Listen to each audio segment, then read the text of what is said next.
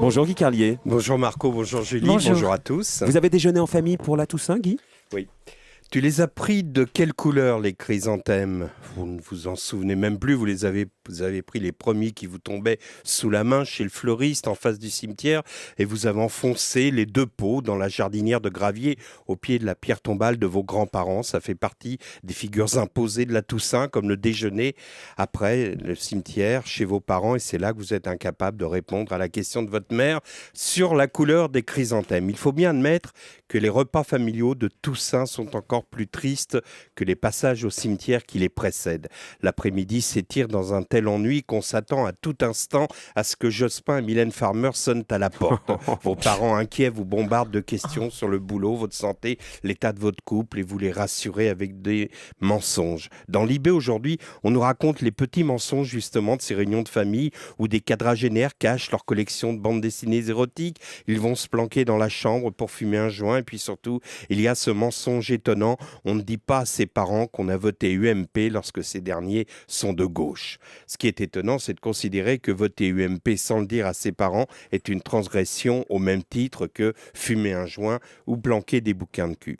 Quoi qu'il en soit, les après-midi familiales de Toussaint sont redoutables. Le pire, c'est l'évocation des membres de la famille qui nous ont quittés cette année, quand vos parents vous disent: « Et tonton Raymond qui nous faisait tant rire, tu te souviens au mariage d'Arlette, quand son pantalon est tombé ?» Oui, vous vous en souvenez, vous n'êtes pas prêt d'oublier cette scène félinienne. Et puis, vos parents parlent de la grand-mère qui, comme dans la chanson de Brel, est morte d'une glissade.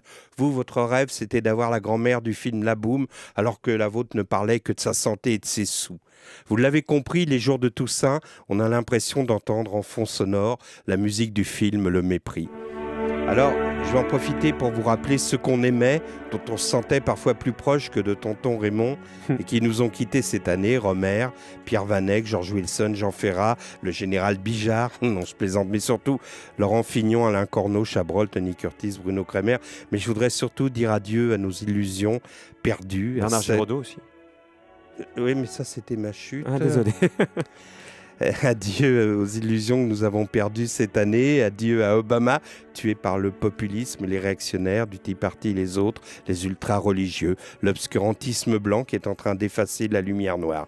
Mais assez de tristesse. Pourquoi ne pourrait-on pas égrener la liste des disparus sur d'autres musiques que l'habituel mouvement lent de la 7e de Beethoven ou la bande originale du film Le Mépris? Tiens, si on évoquait ceux qui nous ont quittés cette année sur une musique de genre. Ah, vous voyez, c'est déjà mieux. Adieu, adieu donc les humoristes de France Inter, Stéphane Guillon, Didier Porte, Raphaël Mesrahi, Gérald Dahan. Bon, là-dedans, il y a 2 intrus. Maintenant, dès qu'un mauvais va se faire virer... d'Inter, ce sera pour des raisons politiques. Remarquez, il n'y a pas qu'à France Inter qu'on chasse les humoristes, à Europe 1 également. Adieu Thierry Fréret. Nous n'oublierons pas tes minimales à Aurillac et tes maximales à Biarritz. Et puis surtout, la France coupée en 2 par tes diagonales improbables. C'était plus de la météo, mais c'était un cours de géométrie avec une bissextrice qui déterminait la limite de perturbation. Bon, adieu aussi à toi, Jean-Luc Delarue, comme Thierry Fréret, tu es victime de la météo. La météo, perdue dans la neige, enfoncée dans la poudreuse. Adieu également à toi, Marc-Olivier Ah non, pardon, ça c'est des notes que j'ai prises pour une chronique de l'année prochaine. C'est ça. Et là, je voudrais qu'on arrête la musique. Adieu à Bernard Giraudot. Dans l'obscurantisme des temps qui s'annoncent, ta lumière nous aide à rester des hommes. Merci Guy Carlier, et peut-être que vous auriez voulu peut-être un peu une chanson de Mylène Farmer pour votre chronique comme celle-là. Chanson de Toussaint. Voilà, c'est pour ça. On n'avait pas de discours de Lionel Jospin en stock. Merci Guy Carlier.